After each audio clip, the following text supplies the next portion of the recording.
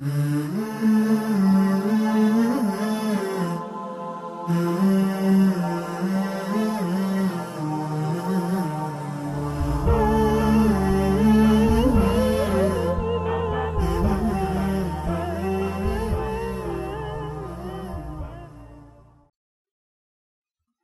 اللہ الرحمن الرحیم نحمدہ ونصلی علی رسولہ الکریم اما بعد۔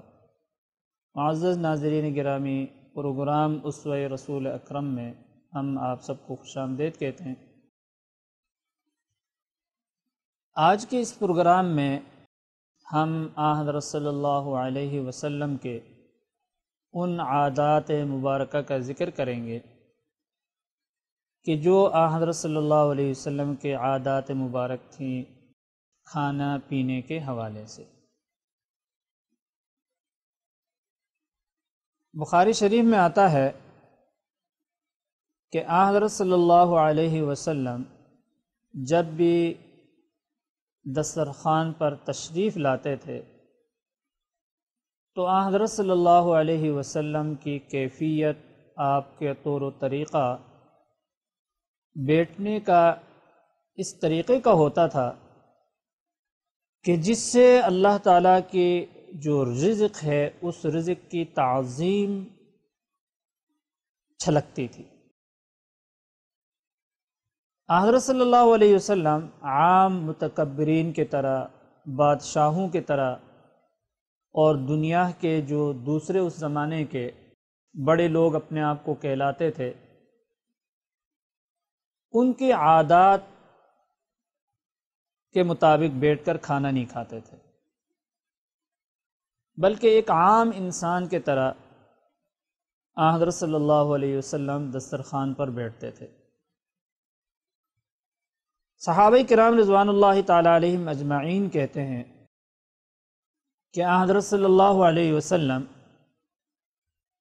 فرمایا کرتے تھے کہ میں اللہ تعالیٰ کا بندہ ہوں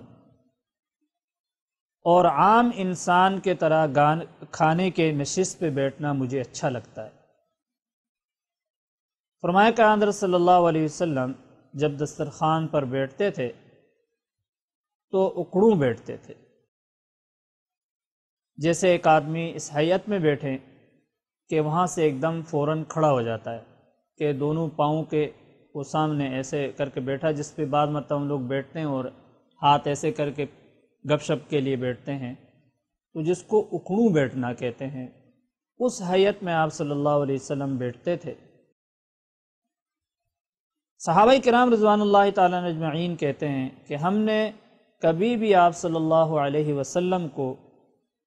ٹیک لگا کر متکبرین کی طرح کھانے کے دسترخوان پر بیٹھا ہوا نہیں دیکھا، اور حضرت صلی اللہ علیہ وسلم جب کھانا آتا تھا تو فرماتے ہیں کہ اس وقت اللہ تعالیٰ کے ان نعمتوں کے شکر کے طور پر دعاؤں پر دعائیں پڑھتے چلے جاتے تھے، دعاؤں پر دعائیں پڑھتے چلے جاتے تھے، دعاؤں پر دعائیں پڑھتے چلے جاتے تھے۔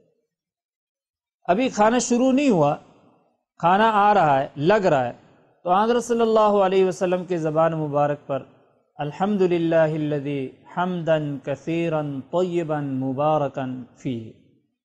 یہ کلمات آپ صلی اللہ علیہ وسلم کے زبان پر ہوتے تھے، الحمدللہ حمدا کثیرا طیبا مبارکا فیہ۔ اور فرماتے ہیں جس وقت دسترخوان لگ جاتا تھا، کھانا لگ جاتا تھا، تو حضرت صلی اللہ علیہ وسلم جب کھانا تناول فرمانا شروع کر دیتے تھے تو فرماتے ہیں کہ 3 انگلیاں استعمال کرتے تھے، ایک انگوٹھا، شہادت کی انگلی اور بیچ کی انگلی۔ اور صحابہ کرام رضوان اللہ تعالیٰ اجمعین کہتے ہیں اگر کبھی سالن بہت زیادہ پتلا ہوتا اور 3 انگلیوں سے کھانا ممکن نہ ہوتا تو جو بیچ کی بڑی انگلی ہے اس کے ساتھ والی یہ انگلی بھی آپ صلی اللہ علیہ وسلم شامل فرماتے تھے۔ اور فرماتے ہیں کہ آپ صلی اللہ علیہ وسلم کی عادت شریفہ یہ تھی کہ اگر ایک طرح کا کھانا ہوتا، یعنی ایک ہی طرح کا کھانا ہے، تو فرمایا کہ اپنے سامنے سے شروع کرتے تھے۔ اور اگر فرماتے ہیں کہ سالن مختلف الانواع ہے، مثلاً اس میں کدو بھی ہے، آلو بھی ملے ہوئے ہیں، اور کوئی اور سبزی بھی میکس اس کے اندر ملی ہوئی ہے، اور آن حضرت صلی اللہ علیہ وسلم نے ان سبزیوں میں سے مختلف سبزیوں کے لینا ہے، تو اس وقت آپ صلی اللہ علیہ وسلم بے تکلف فرمایا کہ بھائی اس سبزی کو مختلف حصوں سے لیتے تھے۔ مثلاً اگر یہاں کدو پڑا ہوا ہے تو یہاں سے کدو کا ٹکڑا لے لیا، اب آلو یہاں پڑے ہوئے ہیں تو حضرت صلی اللہ علیہ وسلم جب آلو لینا ہوتا تو یہاں سے لے لیتے تھے۔